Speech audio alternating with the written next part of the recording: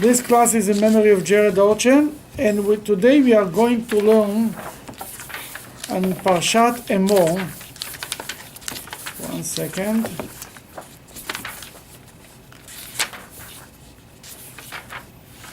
Page 321.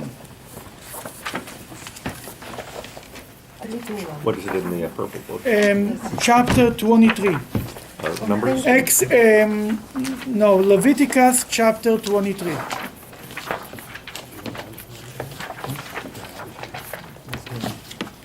We are studying Leviticus chapter 23. Just a little introduction to chapter 23. What are you going to learn today? Many times people say, where is this written? Oh, the rabbis made it up. It's just a story. It's a custom. It's not in the Bible. No. Where's the what? Where is the mitzvah written? You're telling me to do something? Where is it written in the Bible? Many times, always people ask the same question. Where is it written? Then we're going to learn now about all the holidays, and I'll show you that nothing is written. You want to know where it's written? I'll show you that nothing is written. And you'll be so disappointed that then you start to think differently. Then the question, where is it written, will never come up again. After this brainwash, that's it. You'll never say, where is it written again, ever in your life. We'll start on chapter 23 of Leviticus. Speaks about the holidays. Where is it written is a question you can ask, but you get the number one. Adonai spoke to Moshe, saying, Speak to Bnei Israel and say to them, The appointed times of Adonai, which you shall proclaim them as holy assemblies. These are my appointed times. This is my holidays. You have to appoint times. Pesach is the 15th of Nisan. Sukkot is tomorrow night, the 15th of Tishrei. So on, we have appointed times. He speaks about the holiday, but he starts with Shabbat. Okay. 6 days shall work be performed, and on the seventh day is the Shabbos of resting, a holy assembly. Mm-hmm. You shall not do any work. It is Shabbos for Adonai in all your dwelling places. First of all, that's nice and fine. Shabbos for Hashem. Don't do any work. Right? Here, that's what you do. It's simple. Kind of simple. What is work? What is not work? It's not written, right? What is work? If you sit with today's work, we sit with a client. You're a doctor. Somebody comes for a consulting session. You don't touch him. You just give him explanation about his problems. Is this work? A lawyer. He comes to ask you advice about a divorce, about who knows what. Is this work? I didn't do anything. I didn't touch anything. I just talked. And so on and on and on. The list goes on forever. All of this is not written in the Bible. What's work, what's not work, right? I thought, well, with work it is, because we look at the Mishkan, and there's 39 categories. That's, first of all, that's the rabbis tell you. That because in the Mishkan is written the word work, and here is written the word work, that we compare, we learn from the Mishkan what all the jobs that was in the sanctuary, we know for real that this is work. But if you would not know from any rabbis, what is work? You wouldn't know. What you're allowed to do, what you're not allowed to do, you wouldn't know. But this is small change. We'll continue a little further. We'll see. Go ahead. I'm reading from the purple book, so it'll be a little different. Don't worry, we'll tolerate it. These are God's festivals that you must celebrate as a sacred holiday at their appropriate times. The afternoon of the 14th day of the first month is the time that you must sacrifice God's Passover offering. Then on the 15th of that month, it is God's festival of matzahs. When you eat... Really? Matzahs? What's matzahs? If you come... Really? I know. If you come from the moon now, if you fall off from the moon, you take a Bible, a festival of matzahs, it's in italic letters, right? What is matzahs? Don't we have that defined earlier in Exodus? Yeah, what's written there? But They made ugot matzot. They made matzah cake. Right. Unleavened bread. Unleavened bread. How would you imagine that if you would never see a matzah in your life? What would you know what to do? How it's supposed to look like? What is supposed to be made of? Unleavened bread, but it would be very hard to It would come up, maybe it could be a pita, like the Bedouins pitas. By the way, it used to be matzahs. The Yemenite matzahs are softer. They're not as strong as as cardboard as we eat. They're better. If you wouldn't see a matzah, we would have very different matzahs than we have now. Let's continue. Okay, continue. Mr.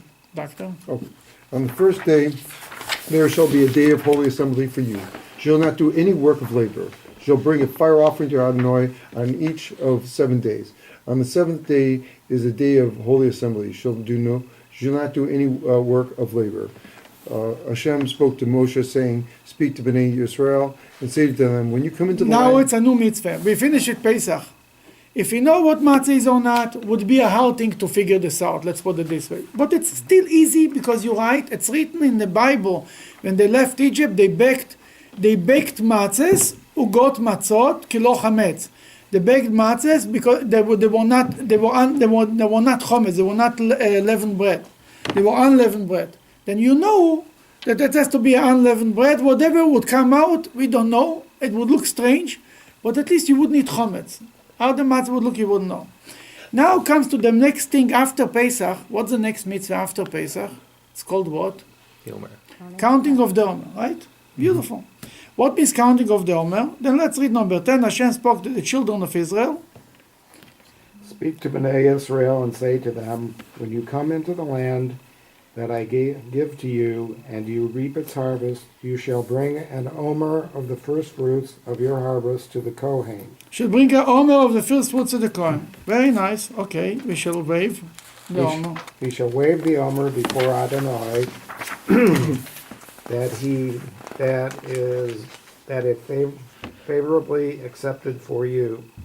On the day after the day of rest, Pesach, on the day after the day of rest. Pesach is in parentheses, you see? the Kohen shall wave it. Hey, what's the day of rest, Mr. Yeah, that's the whole. Doctor? Which is the day of rest? That's the whole debate of Yeah, the but Sadducees, because they right, agree. before the Sadducees, it's written here the day of rest. A day you should bring after the day of rest. You should bring Should it be to Shabbos. the Omer. Which day of rest? Which festival? Which Shabbos? This week? Right. Next week? In 2 weeks from now? 3 weeks from now? Okay, after the harvest. Let's say you have the harvest. The Chveis was in April. The first week after Shabbos, you come to the temple. You wouldn't know where, what, and when, right? The Sadducees said the Sadducees were a movement in the Jewish people who were existing during the Second Temple. They said they were literalists. They said whatever is in the Bible, we're going to do. They said the day after Shabbos, it means they gave an interpretation. It's the Shabbos after Passover, after the Seder. If the Seder this past year was Monday night was the Seder. We'll wait until Saturday. The day after Shabbos, Sunday, we'll bring the wave offering. That's what they said. This is an interpretation already. Who said that this is the Shabbos we are talking about? Maybe we're talking to Shabbos before or Shabbos after.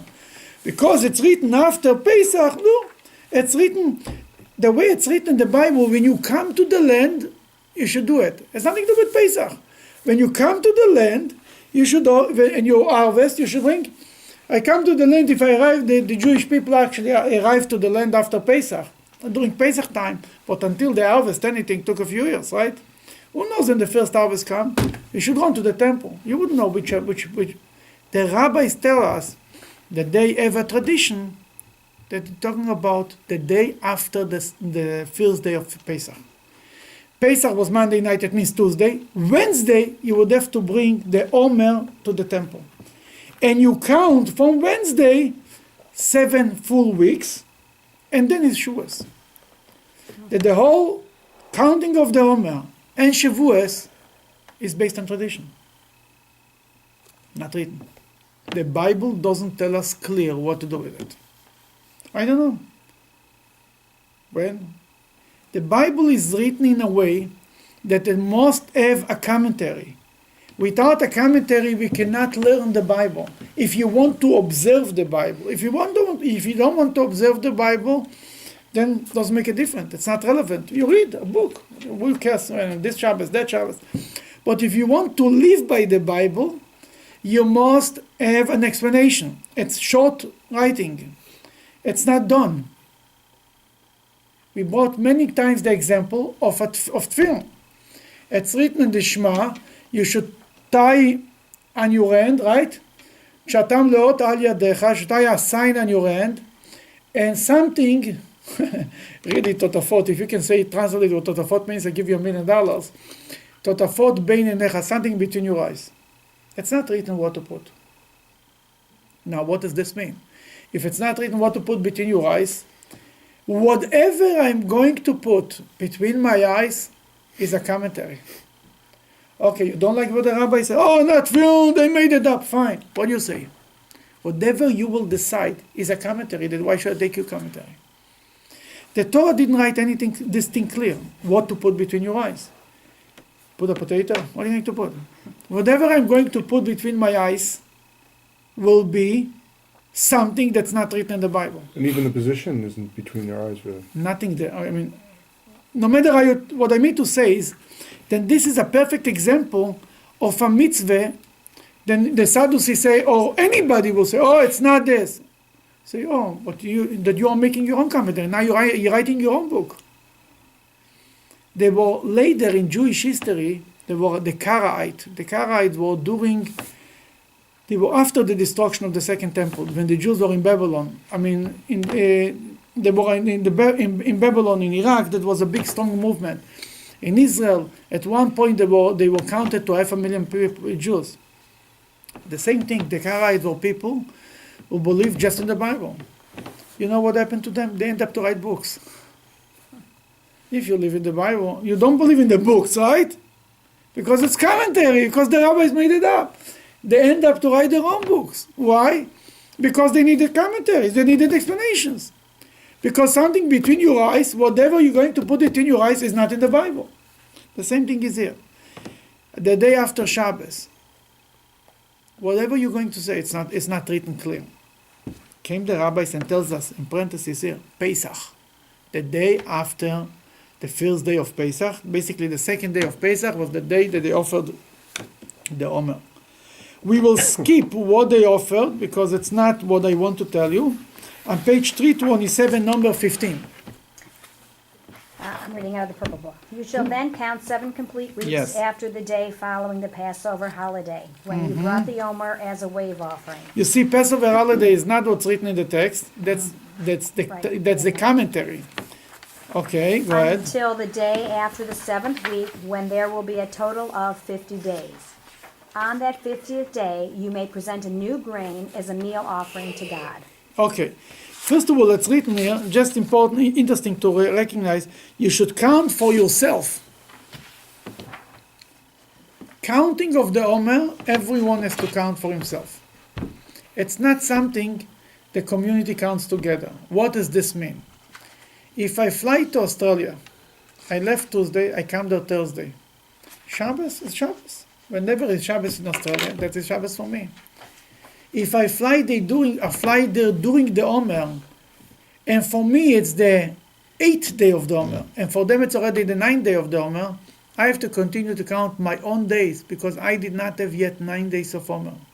They will count 9, I'll count 8. They will count 10, I count 9. I'm a day later.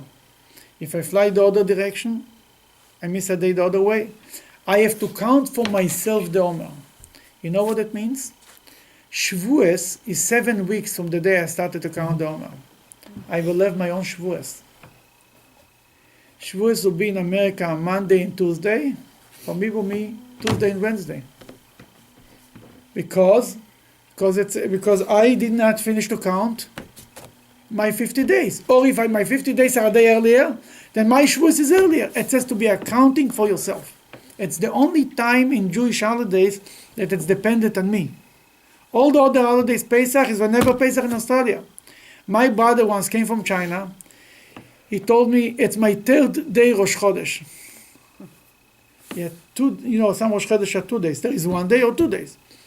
China is a day earlier. He davened Rosh Chodesh there, 1 day, 2nd day. He arrives to America. I remember that. Tells me today in America it's Rosh Chodesh. You have to daven Rosh Chodesh holiday. He had 3 days Rosh Chodesh. Because it goes where you are.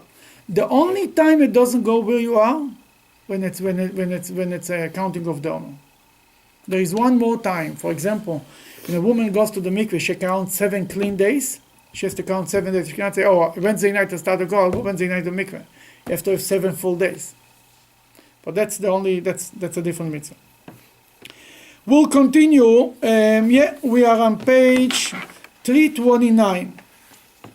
We will skip this. No, we can read it. 329, number 17. From the land of your dwelling places you shall bring 2 bread wave offering. Of 2 tenths of flour they shall be. You shall bake them leavened, and first fruit offering to God. Hashem. The bread that they brought to the temple was leavened chametz. Usually the temple was Pesach dik. It was never bread chametz dik in Pesach, never leavened bread in the temple. Almost never. The showbread was not chametz. It was unleavened bread. Anything else, rarely they brought to the temple leavened bread. Once a year on Shavuos, they used to bring leavened bread to the temple. Another time they used to bring leavened bread is when somebody brought a personal sacrifice, a Thanksgiving sacrifice. He brought with it bread. But beside that, in general, the temple was Pesach dik. It was never chametz dik. Never had leavened bread. Okay, we will skip to page 331, number 21. You shall proclaim on this very day, it shall be a day of holy assembly for you. You shall not do any work of labor. It is an everlasting statute in all your dwelling places throughout your generations. That's Shavuos. That Shavuos is 7 weeks from Pesach. We also know that on Shavuos God gave the Torah to the Jewish people. It, so to speak, happens to be the same day. But if you start accounting a little different, you mess it up, you understand? But we will not go into this because it's complicated. Okay, now we'll go to learn on page 332 about Yom Kippur, Rosh Hashanah. Number 23. Yeah, number 23. I'm one of the purple. Yeah, it's okay. God spoke to Moses, telling him to speak to the Israelites and say, "The first day of the 7th month shall be a day of rest. It is a sacred holiday for remembrance and sounding of the ram's horn." Sounding. Remembrance of the sounding a holy assembly. Right? Remembrance of the sounding. What's Rosh Hashanah? First of all, it's not written Rosh Hashanah, by the way. See, Pesach is a name from the Bible. It's written Pesach la Hashem. Shavuos is a name from the Bible. Shavuos means weeks. The word weeks is in the Bible. Yom Kippur, as we're going to learn, is a name from the Bible. Sukkot is a name from the Bible. Rosh Hashanah is not written in the Bible. It's written on the first of the 7th month. You should have a holiday. You should have a day of rest. Right? A remembrance of sounding. What is this? What's a remembrance of sounding? What would you do with it? You fell off from the moon. What would you do with such a line? A remembrance of sounding. How we know it's a shofar? Forget about Rosh Hashanah. That's one I will not even get there. How we know it's a shofar? How we came up with a shofar? Where is it in shofar? Sound the trumpets, sound the crazy shofar. There is many. Because the sound of when we got the Torah was the sound. There could have been lightning and... There was, first of all, there was a sound of a shofar. It was not a shofar there. Right. But that's a story. Here it's written, for example, there it's written, the word Teruah in Hebrew, sounding, is not written in Mount Sinai. It's written here, the sound of a shofar. In English, it's translated the same word. In Hebrew, it's not the same word. It's a good thought, but in Hebrew, it's written there, Kol HaShofar, the sound of the shofar. Here it's written Teruah. Teruah means a blowing. I don't even know how they translate it sounding. How they translate it in your book? Sounding? Sounding. It's in English the same word, but in Hebrew, it's two separate words. There is Kol Shofar. There it's written the word Shofar and Kol Shofar. Here it's not written the word Shofar. It's written Teruah. Teruah, they announced Teruah. Teruah is one of the soundings. We call Teruah the one, the tu, right? Mm-hmm. It's written here. Somebody learns the Bible. Zichron Teruah. A memory, a remembrance of sounding. First of all, it's written to remember the sounding. first of all. Not written to blow the sounding, right? But what remembers the sounding? What should they sound? And with which tool, with which instrument should they sound? That's not written. And this is it. This is Rosh Hashanah. What you see here, this is Rosh Hashanah. Not apple and the honey, not Rosh Hashanah, not new clothing, not Rosh Hashanah meal, gur nicht. As remembrance of sounding. That the rabbis looked for the word Torah in a different place. I mean, what means the rabbis looked? They had a tradition. Moses told them what to do Rosh Hashanah, to blow the shofar. But if they want to find it in the Bible, the job of the rabbis is to take all the tradition and prove them in the Bible. To make the connection, if you want. Then, we also in the Bible, it's written the word Torah. No scholars. Jubilee year? Very good. Yeah, the Jubilee year. Beautiful. Not far from here, one more parsha. It's written about the Jubilee year. The Jubilee year was once in 50 years, right? Mm-hmm. What happened the Jubilee year? People, the land returned to the original owners, and slaves were released. Then let's open up page 359. It's in the chapters. It's chapter Or 633. 25, number 8 or 9. Number 9. Chapter 25, number 9. It's page 359. Or 633. Okay. Number 9. Who's supposed to read? Well, I can continue on. Corey, you can read. Where Number 9. You shall make a proclamation with the shofar on the 10th day of the 7th month. Oh, here by the way, Torah means proclamation. In the Hebrew side, if you look on the Hebrew, you can see, understand, 4 lines from the Ve'avarta shofar Torah. Then we have the word Torah here. We have the word Torah here. Then we say here Torah is with a shofar. We know here Torah is also with a shofar. Then from Jubilee, we know for Rosh Hashanah that we're supposed to blow with a shofar, not with a trumpet, not with anything else. You understand? It's not written here to blow shofar. We know from Jubilee that actually, one of the reasons why we blow the shofar by the end of Yom Kippur is to remember the Jubilee year. They used to blow the shofar on Yom Kippur. Look what's written in the next line in page 259. On the 10th day of the 7th month, on Yom Kippur, shall this shofar proclamation be made, you see?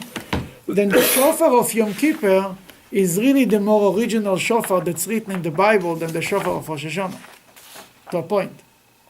Now we don't practice the Jubilee, but we remember the Jubilee. Then what I mean to say, I want to show you what's written in the Bible. Remembering the sounding. That we know that we're supposed to do a shofar, and we're supposed to do it the first day and the second day, and that's the biblical mitzvah, and the tkiah, and the shvarim, and the truah, and the tkiah. It's all the rabbis. Nothing is written clear in the Bible. Actually, on Shabbat, when Rosh Hashanah happens to be on Shabbat, and we don't blow the shofar, we actually fulfill more the literal language of the Bible, remembrance of the sounding. We only remember the sounding, the zichronot. We say in the Amidah from Musaf, from the additional service, on the Musaf service of Rosh Hashanah, we read 10 verses remembering places in the Bible that speaks about the shofar. One of them at Mount Sinai.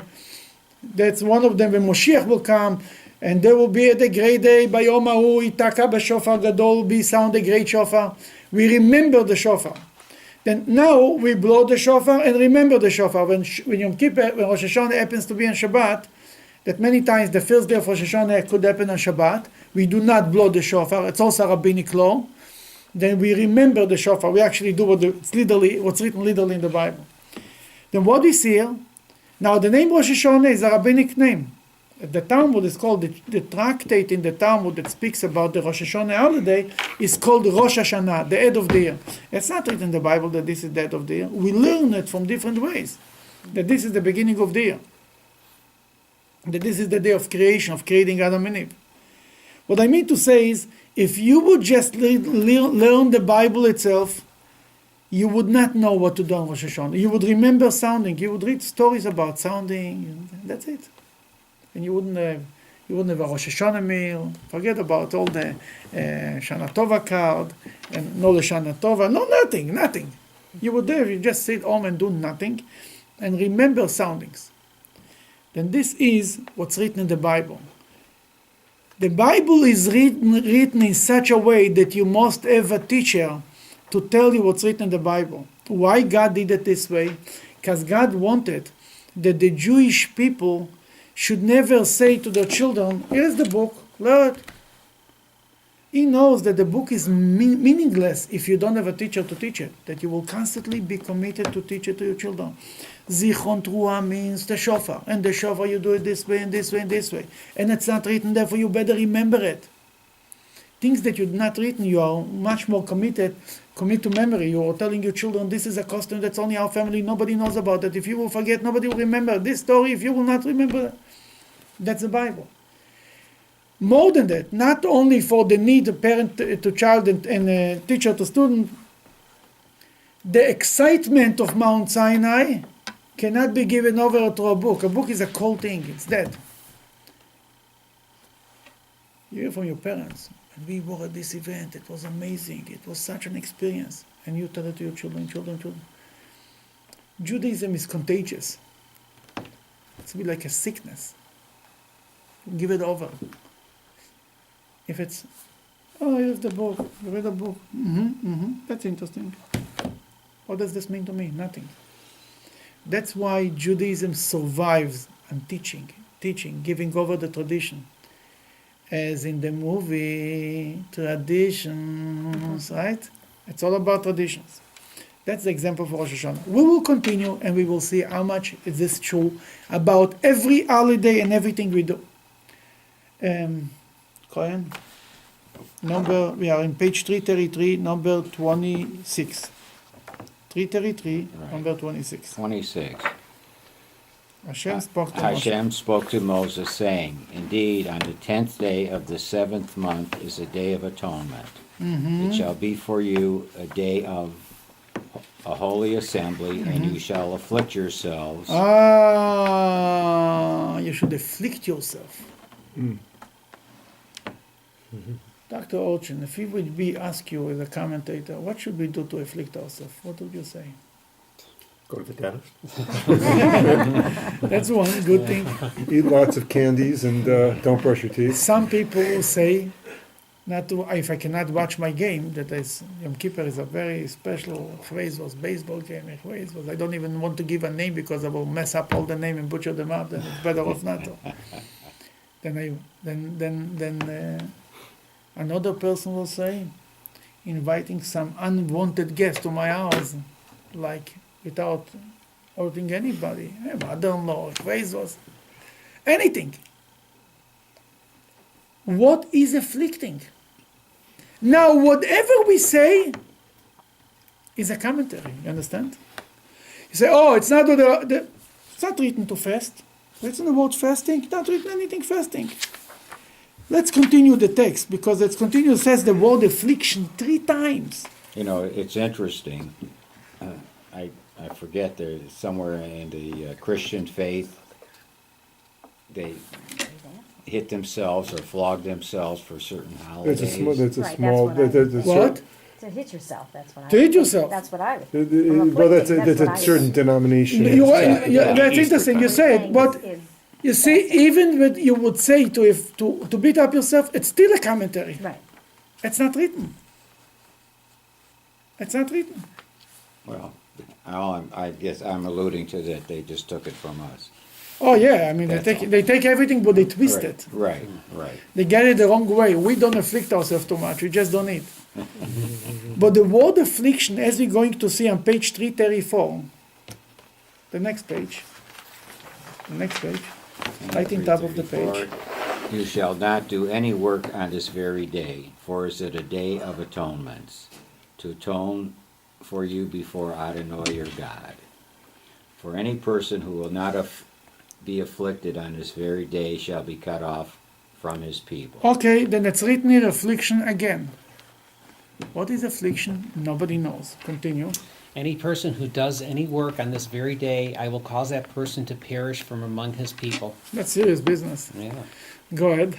You shall not do any work. It is an everlasting statute for all your generations and all your dwelling places. It is a Shabbos of complete rest for you, and you shall afflict yourselves on the 9th day of the month at evening, from evening to evening. You shall rest on your day of rest. 3 times in the Bible, within 1 page, you should afflict yourself. But it's not written what affliction is. Came the rabbis and told us what is affliction? What do we do? We don't eat. Don't wear leather. We don't drink. We don't wear leather shoes. We don't wash. Shoes. Don't bathe. We don't bathe. Don't wear perfumes. Perfumes. That's a done. part of bathing. And we don't have relations. Relations. These are the 5 things that the rabbis told us what is affliction. You notice food is at the top of the list for Jews? For everybody. Right? Then here is what the rabbis told us what is affliction. Now let's say somebody comes and says, I don't want to do this affliction. I want to be my own affliction. I make my own affliction. I don't want to go to my game. I don't want to do whatever I like to do. What do you mind to do on affliction? Then this affliction, no matter what you do, it's a commentary. You have to make your own commentary. That why should I take your commentary? I rather take the commentary that exists for 3,000 years, for 3,300 years. Then Rosh Hashanah is not written clear. Yom Kippur is not written what to do. Now we'll continue to Sukkot. God spoke to Moses, telling him to speak to the Israelites as follows. The 15th of this 7th month shall be the festival of Sukkot to God. Okay, what's a Sukkah? What's a Sukkah? Festival of Sukkot. It's not translated, by the way. They don't write Hat. They write Sukkahs, right? Okay, continue. Lasting 7 days. The first day shall be the sacred holiday when you may not do any service work. For 7 days then you shall present a fire offering to God. The 8th day is a sacred holiday to you when you shall bring a fire offering to God. It is a time of retreat when you may do no service work. Okay, we'll skip to, we'll go to number 39. On the 15th of the 7th month, when you harvest the land's grain, you shall celebrate a festival to God for 7 days. Mm-hmm. The first day shall be a day of rest, and the 8th day shall be a day of rest. Here comes the real thing. Go ahead, Mark. You shall take for yourselves on the first day the fruit of a beautiful tree. Oh, let's stop right here. A fruit of a beautiful tree. A pineapple. A fruit of a beautiful tree. What should I take? Banana. Apple. Who decides? Everyone will decide his own beautiful tree. In parentheses, esrog. How should I know it's esrog? Rabbi. The rabbi. Then comes the next one. A branch. A branch of palm trees. Okay, a branch of a palm tree. I would understand what it is. Continue. Furrows of thick-leaved trees. What and does this willows mean? of What the does brook. this mean? And willows of the brook. Then etrog, I would never know what it means. The Talmud tells us etrog is a tradition. The ultimate example of traditions is that. What else we do by tradition only? We commit to tradition. Etrog, my etrog, I'll tell you more than that. Let's say you know already what the etrog is. How you know which tree is an etrog tree and it's not a lemon? They combine, constantly, anybody who is in the agriculture knows that they combine every type of fruit with another. They make constantly combinations. You need a etrog. Let's say we know what it's etrog. How you know the etrog is the real etrog? More than that, the etrog is a very weak tree. Most of the times they want to combine it with a different type of this to have the tree stronger. If somebody comes, will drive in the middle of Chveis in Amish town in Ohio, says, I found etrog trees, everybody gets excited, let's go, we'll buy the etrog somewhere. How you know it's etrog? We have a sign that smells like an etrog, it looks like You don't. A etrog and a lemon looks very similar, right? How would you know it's etrog? It was between the First World War and Second World War in Europe, in Poland. They brought etrogs from the Corfu Island in Greece, right? Corfu Island is in Greece. Corfu Island, where is it? Hello? Yeah, they're around Greece. Yes. As long as I know what I'm talking about. It sounds like Then it was a huge argument within the Jewish community if it's a kosher etrog. Why? Do you have a tradition of Jews who took from the Corfu Island etrogs for many years? Who says it's a etrog? My etrog comes from Genoa, from Calabria in Italy. Why? Because there is a tradition of 1,000 years of Jews taking etrogs from this place. And they know that this is a big part, or that nobody combined the trees, and they knew the people were on the owners for generations after generations, that you can trust this place. Most of the etrogs that you have come from Israel, they are all etrogs that they was replanted from the etrogs from Italy. Because Italy has a tradition that we took etrogs who have traditions, we replanted them in Israel, and now it goes all over. Would there be some people who would be traditionalists to say they just only get it from Italy? Us. No, but I mean, even if you took the same plant and Yeah, because there is two explanations. First of all, because there is a tradition, then there is it's written in one place that you have to take from the fat of the land, the best part of the land. And according to tradition, it's in Italy.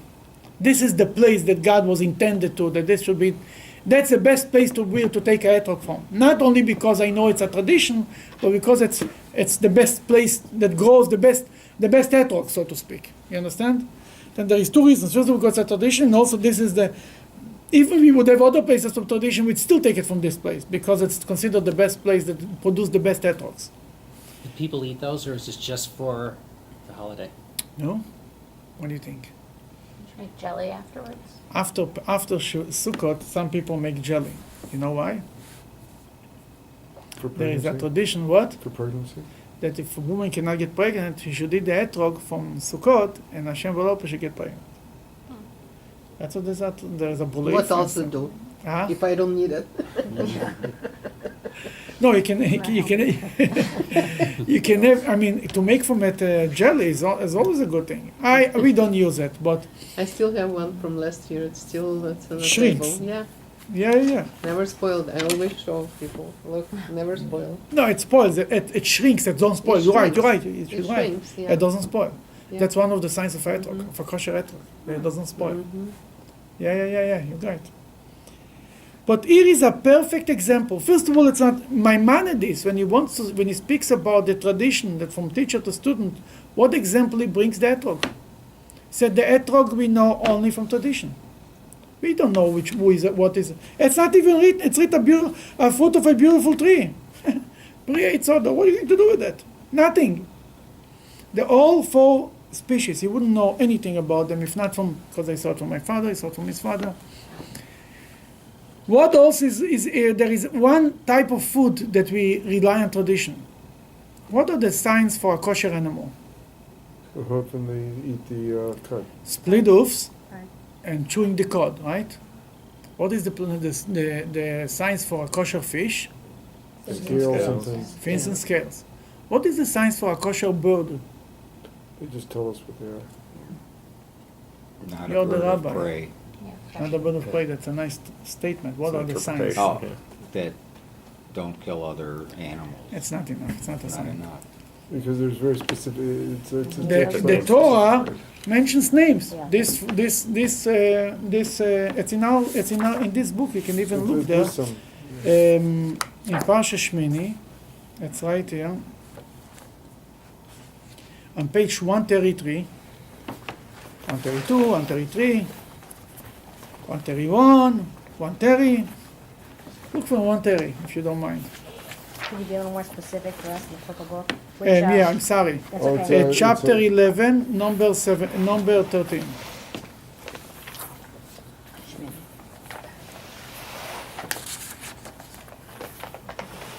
He speaks on animals, then he speaks about fish, then he goes to birds. Chapter 11, number 13, in the book of Leviticus. Okay, what is he saying there? About I know. the birds. The birds, yeah, I'm talking about the birds. Yeah, they're all Yeah, it gives names. named. You shouldn't eat this, Eagle and the vulture and the falcon. And 'Cause they're right? They're cruel. It gives names. It is not eatable. No, but I don't know. Let's say comes a new bird. We discover a new bird, a new type of bird. How I know if it's kosher or not? I don't. If my parents ate it, and my grandparents ate it, my great-grandparents ate it, I eat it. That's why some people had a problem with the turkey. Because it was a new... Turkey is an American thing, yeah? Well, they had in Europe Turkey, in Yemen we had Turkey, we didn't Turkey, right? How we know Turkey if it's kosher? So we don't eat turkey? No. The rabbis came to the conclusion that all the signs that the Torah gives us, it's very similar to the regular chicken. But there were some rabbis and some families who were refraining themselves from them. Yeah, there are some people. You're allowed to eat turkey, enjoy Thanksgiving with Hanukkah, amen. Mashiach is coming this year. Couldn't be any better than that. But then it's written in the Talmud, birds and etrog goes by tradition, by Masoret.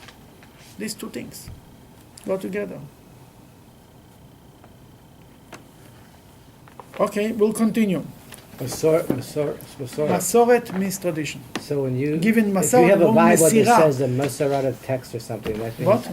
a Bible that says was it The Masoretic. the Masoretic text. That's a group called the Masoretes. Is that what you Well, rabbi Same saying? word. The same word, but they took it in the wrong.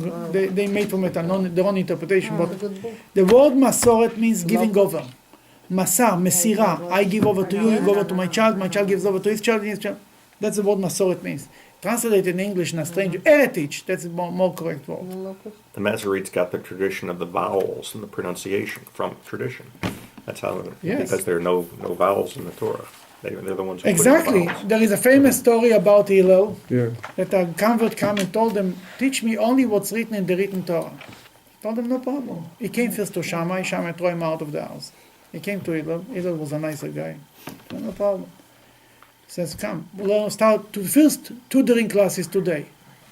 Aleph, you have to learn, right? To read, huh? Aleph, this is Aleph, this is Bet. Say after me, Aleph, Bet, Gimel, Dad. Go home, review it good." The next day he shows up. Hillel tells this, takes the same letters, tells him, he said, Aleph, this is a tough. So this is he said, yesterday he said Aleph. He said, you have to believe me, right? I only what's written. Even now to read the written, you have to believe the teacher.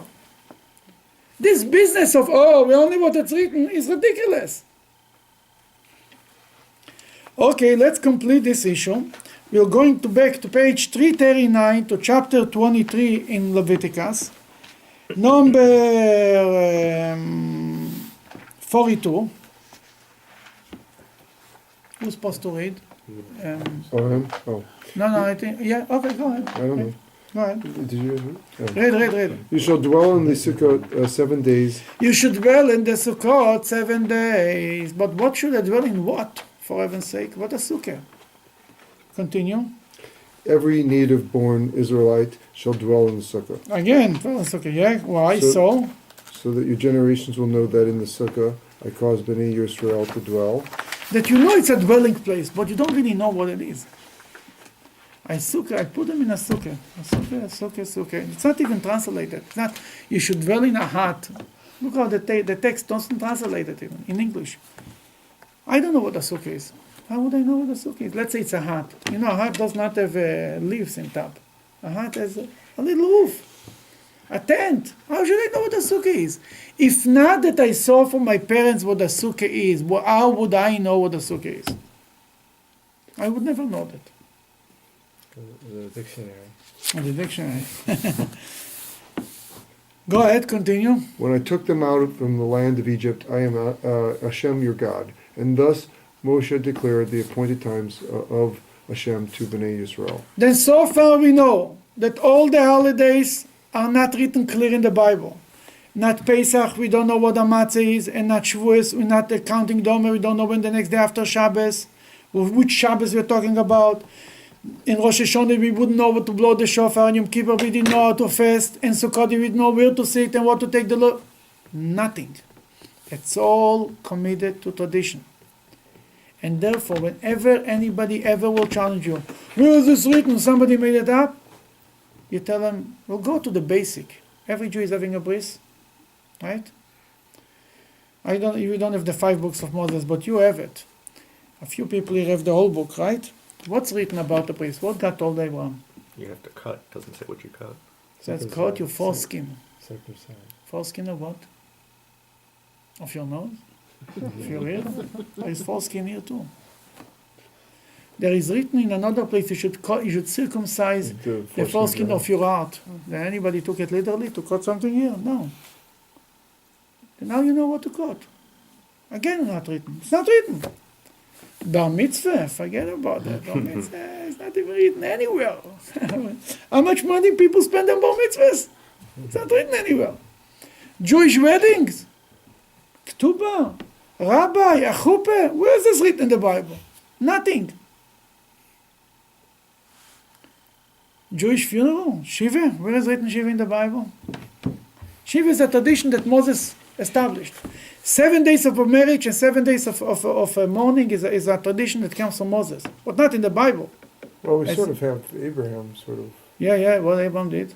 Well, he mourned his wife. Finished. He didn't sit Shiva. It's not written that he sit in Shiva 7 days. Everything that a Jew is doing is not written clear in the Bible.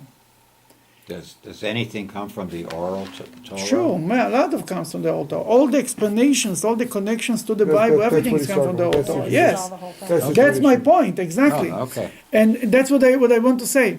Actually, if somebody wants to tell me he wants to do only what's written, you know what laws are written in the Bible? Family purity, it's written in the Bible. Going to the mikveh, yeah. You want to know what's in the Bible?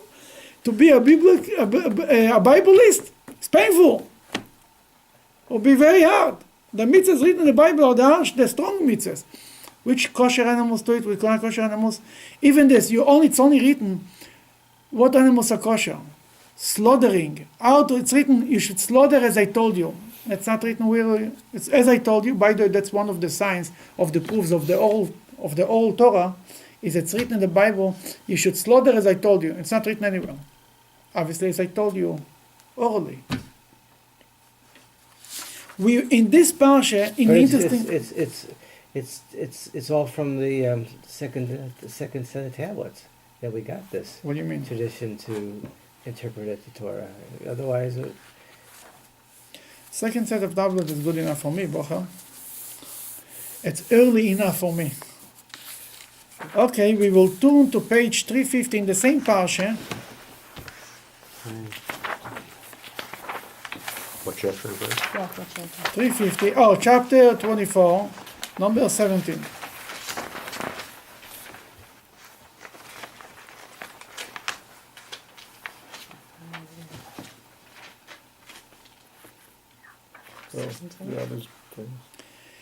Number 17. Who wants to read it? Yeah, doctor. Any man who kills any human being must surely be put to death. Okay, simple, right? Makes sense. This is actually Judaism originally believes in it. I mean, in idea. In practice, it was almost never happened. Rabbi Akiva was, first of all, the whole idea of power to kill somebody was only in biblical times, when it was the Supreme Court in the temple, by the temple of 71 members. This didn't happen already. We didn't have a Supreme Court like this already for over 2,000 years. But Rabbi Akiva was after the destruction of the temple, says if I would be sit in the Supreme Court, nobody would ever be killed. The laws of to prove that somebody should be killed are so complicated, are so impossible, that it can never happen. That in reality, in practice, people never did it. That's number one. But that's the law. That's Judaism takes it in a literal sense. Continue. Whoever kills an animal shall pay for it. The compensation. If you don't let me parenthesis now. An animal for an animal. That the literal sense would be an animal for an animal. You killed my cow, I'll kill your cow. The rabbi said no. The compensation of an animal for an animal, not a person, not an animal. You kill my horse, I'll kill your horse. Pay me for the horse. Makes more sense, right? That's how the rabbis learned, got by tradition, the explanation of this verse. With number 17 again, killing a human being. What happened to the part of inadvertent killing, like the city of refuge and things like that? It's written in the Bible too. We're talking about somebody who did it. Is that in the Bible? That's in the Bible. City of refuge is in the Bible too. Here it's written somebody went purposely to kill another person. Intentionally. He wanted to kill Mr. A, wanted to kill Mr. B. And people told them in advance, don't do it. And there were two witnesses who had to warn them 3 times. And they had to see how he actually kills them. And then they come to the base. It's an impossible thing, should never happen. It's impossible that such a thing should happen. Okay, but this is at least, we take it as the way it's written in the Bible. Let's continue. A man who maims his neighbor just as he did, so shall be done to him. If you read it literally, what you should do, if somebody, you would do the same thing to the person. If Mr. A took out, as we're going to read now, pull out the eye from Mr. B, we should pull out the eye of Mr. A. That's what you would do if you would learn literally the Bible. Let's continue. A broken bone for a broken bone. But what the Talmud commentary tells us, compensation for a broken bone in exchange for a broken bone. We don't break bones. You know why? Because we cannot do the same to Mr. A. For Mr. A, pulling out an eye might be just an eye. For Mr. B, if you pull out an eye, he's a weak person, you might kill him. The pain is not measured. You can never measure exactly one for a person. Life for life, it's life for life, that's it. But an eye for an eye can never be. A broken bone cannot be. For a person that his job is writing, a broken hand is you kill this job if he's a surgeon. For a person who his main thing is speaking, if he broke his finger, it's not the end of the world. I mean, and it's not what I mean to say. It's impossible to do one for an eye. The rabbis learned they got in tradition, all the way from Moses, that what's written a broken bone for a broken bone, we don't mean literally. We mean to pay a fee, a money compensation. And when we talk about an eye for an eye, we do not mean literally. We mean only paying for the eye. And the same thing for a tooth for a tooth. Go ahead. Compensation for the loss of an eye. Compensation for the loss of an eye in exchange for the loss of an eye. Compensation for the loss of a tooth in exchange for the loss of a tooth. Just as he maimed the man, so shall it be done to him monetarily. Okay, that's this issue. Okay. Before we go on, why don't they do that with murder? Why isn't there compensation for murder? Why is there death for death only in that circumstance? Because you took away a life. It's written in the Bible a few places we should not take money for murder. Mm-hmm. It's written literally that you're not allowed to take money as an exchange. Instead, you cannot take from a person money if he killed. You cannot take it. Money will not do it. So it's an exception that we use by other example. By other examples, we say money because you cannot do the same thing to Mr. B what he did to Mr. A. It could be a little less, it could be a little more. But life, you took away from his life. Life is our life. Whatever life means for him, when we say you killed them, but it's more. It's written clearly in the Bible. You should not take money for these things. Oh, yeah. That's what I'm saying. For killing, you cannot. It's written. You are making the land impure. If it's abomination if you take money for killing, for murder. Although we do know that said, like with Jacob, that when he had no money, he was just like a dead man. That's a commentary explanation. Yeah, in America, it's everybody will agree with you. If you don't have money, you're dead. But that's the literal sense that doesn't work. And it's written, actually, I cannot recall exactly, but I remember the verse. It says, you should know, that you cannot, you shouldn't take money, you shouldn't impurify the land by taking money for murder. But what I mean to say is, from all of this we saw one thing, established one concept. What is written, no such thing what's written. Tradition and the Bible goes together. It's one package. The oral Torah and the written Torah is one thing, one unit, and one doesn't go without the other. It's one unit, but they don't go together.